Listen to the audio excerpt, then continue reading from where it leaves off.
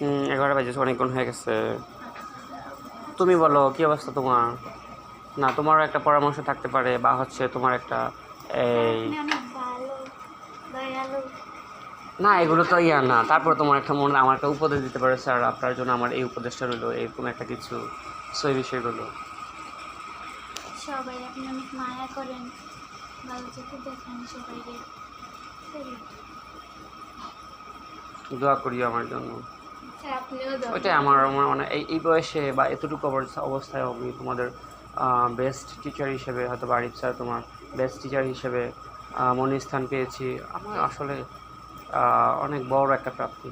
হয়তো ওগুলোর কোনো সার্টিফিকেট নাই, কিছু নেই, মানে মনের আপনি একটা যে সার্টিফিকেট আছে এটাই। জায়গা পাইছেন ওই জায়গা মানে আমি মানে বলতেছি যে ওই জায়গার কোনো শাড়ি পাইব মানে যাক ওইটাই বেস্ট টিচার পরিচয়। হিসেবে স্যার আপনি।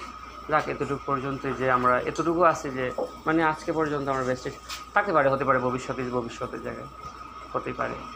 তো স্যার আপনার মতন টিচার পাওয়া ভাগ্যের ব্যাপার।